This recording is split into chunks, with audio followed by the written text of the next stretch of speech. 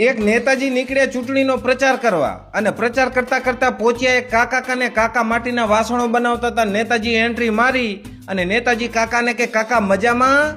કાકા કે હો મજામાં. ઘર પરિવાર બધો આનંદમાં? કાકા કે હો આનંદમાં. નેતાજી કે કાકા અમારી આબરૂ હવે તમારા હાથમાં છે. કાકા કે ઈ તો મને ખબર છે. પછી નેતાજી એક ચવાણાનું પેકેટ કાઢ્યું. ચવાણાના પેકેટ ઉપર નેતાજીનો ફોટો અને નેતાજીએ ભેગી 500 ની 4 નોટ જોઈન્ટ કરી અને કાકાને આપી કે લો કાકા તમારા પરિવારના બધા વોટ અમને આપજો. તે કાકા કે નેતાજી તમે આ ચવાણાનું પેકેટ આપ્યું બહુ સારી વાત કહેવાય, તમારો ભાવ છે, પણ મારે હજી એટલી ભૂખાઈ નથી. હું આ મહેનત મજૂરી કરું ને એમાં મને રોટલા મળી રહે અને તમે જે 500 ની 4 નોટો આપી તો મારે પૈસાની જરૂર નથી, પણ આ મારે વાસણો બનાવવા માટે માટી દૂર દૂરથી લાવવી પડે છે.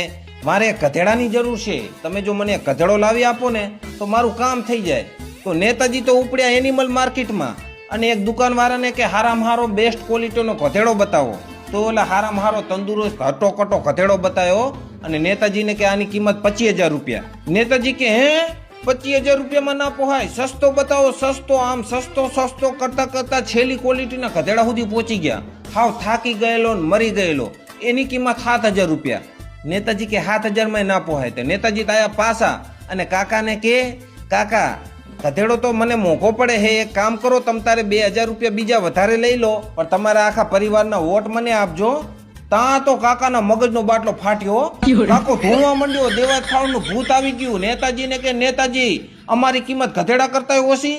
સન્માનની વાતમાં ક્યારે સમાધાન ના હોય. જતો રે અહીંથી, નકર માટીના લોંદા ભેગો લાંબો કરી નાખીશ.